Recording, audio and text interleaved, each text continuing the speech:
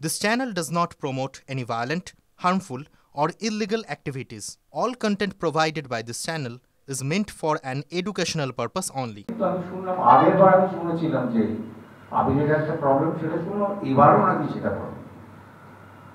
তো আমি বললাম যে দেখো সেটা তুমি হ্যান্ডেল করো, এটা তো আমার কিছু বলার নেই। ইজ দ্য কন্ট্রাক্ট, তুমি কন্ট্রাক্ট করেছো কিনা। যে শিবুর ইনসিকিউরিটিটা কিসে, এত ভয় কেন? একদিনে 3টে অমিতাভ বচ্চনের ছবি দেখেছিলাম, 3টেই খারাপ ছবি, এবং কিন্তু সেই দিন অন্তত ভর্তি ছিল, তারপর চলে।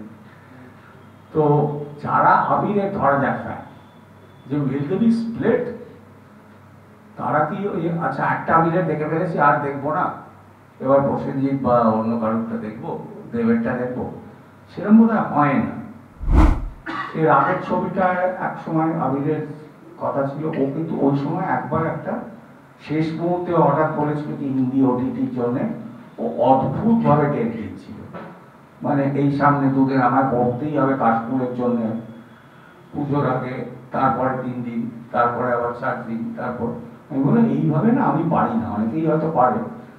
তো তখন আমি বললাম আমি জানি অনিকদা, তুমি এইসব করো না, কিন্তু আমাদের না করতে হয়, করতে হয়। তো সেটা অবশ্য ব্লেসিং ইন ডিসগাইজ হলো, সবে বড় হলো। তার মধ্যে আমি আকাশ থেকে জিতু পড়লো, এবং ওকে দেখে যেটা আমি আন্দাজ করেছিলাম, ওর প্রোফাইলটা দেখে, বাকিটা ইজ হিস্ট্রি। একজন অভিনেতা কি কখনো চাইবেন তার দর্শকরা ভাগ হয়ে যাক একই দিনে ছবি রিলিজ হলে? চাইবেন কি? দ্যাট নোট, আচ্ছা এরম কি কিছু বলেছেন? আমি জানি না, আমি তো যেহেতু কলকাতায় ছিলাম না এবং আমি প্রেস কনেও ছিলাম না, আমি জানি না। এরম কি হাসানদা কিছু বলেছেন যে এরকম তো হয়েছে যে অমুক সুপারস্টারের ছবি একই দিনে 3টে রিলিজ করেছে, তাও দেখতে গেছি, এরকম কিছু রেফারেন্স কি টেনেছেন? হ্যাঁ হ্যাঁ হ্যাঁ বলেছে, এর আগেও একদিনে কোনো মানে তারকার ছবি মুক্তি পেয়েছে এবং যার যেটা পছন্দ একটা দেখে আর একটা দেখতে যেতেই পারে। হ্যাঁ রাইট, দেখতে তো যেতেই পারে, কিন্তু তাও কি আমি চাইবো দর্শক ভাগ হোক? চাইবো তো না এক। এবং এটা তো আমার সাথে হয়েছে, কারণ 2014 সালের ডিসেম্বর মাসে বাদশাহী আংটি আর বেনি সংঘার একই দিনে রিলিজ করেছিল, ব্যোমকেশ পেয়ে এলো আর দুটো ছবি ব্লকবাস্টার হয়েছিল। 2015 সালের পুজোতে রাজকাহিনী আর কাঠমান্ডু একসাথে রিলিজ করেছিল, দুটো ছবি সুপারহিট হয়েছিল। 2018 সালের পুজোতে মনোজদের অদ্ভুত বাড়ি আর ব্যোমকেশ গোত্র একই দিনে রিলিজ করেছিল। মনোজের অদ্ভুত বাড়িতে আমার গেস্ট অ্যাপিয়ারেন্স ছিল, আমি মানছি। ব্যোমকেশ গোত্রে আমি ব্যোমকেশ। মনোজের অদ্ভুত বাড়ি তার মতো চলেছিল, ব্যোমকেশ গোত্র সুপারহিট। তো আমিও দেখেছি একদিনে ছবি রিলিজ করলে ছবির সাকসেস আমি দেখেছি। আমি এটা যে দেখিনি তা নয়, অন্য কোনো তারকার রেফারেন্স নেওয়ার দরকার নেই।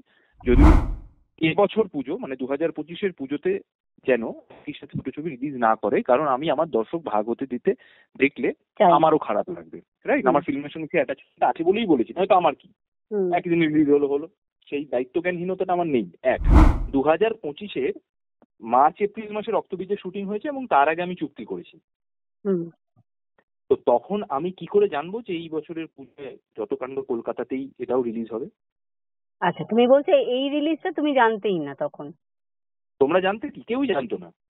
নাও মাই পয়েন্ট ইজ, এই যে বলা হলো, প্রথমেই তুমি বললে যে 2024-এও নাকি এরকম একটা পরিস্থিতি হয়েছিল যে যতকাণ্ড কলকাতায় রিলিজ করবে, যেহেতু তখন বহুরূপী রিলিজ ছিল সেই জন্য আমি রিকোয়েস্ট করেছিলাম যে যেন ছবিটা একসাথে রিলিজ না করে।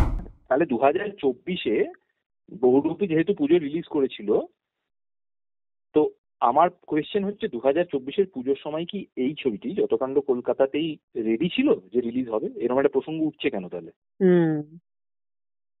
আমি তো 2025-এর জুন মাসে ছবিটার ডাবিং শেষ করেছি।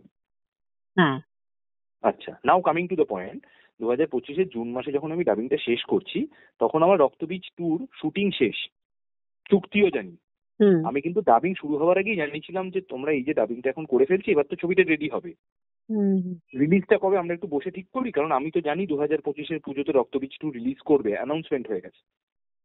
তাহলে এরম তো নয় যে আমি না জানিয়ে কিছু করছি বা উইদাউট ইনফরমেশন কাজ করছি, তা তো নয়। ইনফরমেশনটা তো অ্যাভেলেবেল, তখন তো এটা বলা হয়েছে। ইভেন প্রাথমিকভাবে যখন অ্যানাউন্সমেন্ট হয় যে যতকাণ্ড কলকাতাতে এই ছবিটাও রিলিজ করছে পুজোতে, তখনও মানে তখন ডাবিং কমপ্লিট হয়ে যায়, ধরো এই বছর জুলাই মাস নাগাদ, তখনও 10th জুলাই, আমি ডেট বলেছি 10th জুলাইও আমরা মিটিং করেছি হাসানদার সঙ্গে।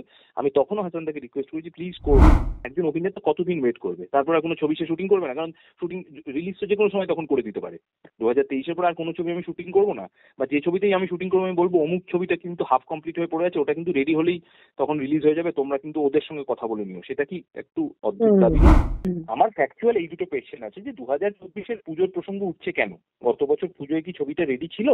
এক। সেকেন্ড, যখন 2025-এর জুন মাসে ডাবিং হচ্ছে তার আগে থেকেই এমনিতেও ইনফরমেশন ছিল যে রক্তবীজ 2 পুজোতে রিলিজ করবে, আমিও ইনফর্ম করেছি। এত কিছুর পরেও গত 30শে আগস্ট, মানে গত শনিবার, গত পরশুদিন আমি কারেকশন ডাবিং করে এসেছি ছবির। আমার যদি ইন্টেন্ট না থাকতো তাহলে কি আমি করতাম সেটা? আমার দুটো জায়গায় আমার অবজেকশন আছে। এক হচ্ছে 2024-এর পুজোতে ছবিটা রিলিজ যে হয়নি, তার জন্য ছবিটা রেডি হয়নি নাকি অন্য কিছু, এটা আমি জানতে চাই। এক।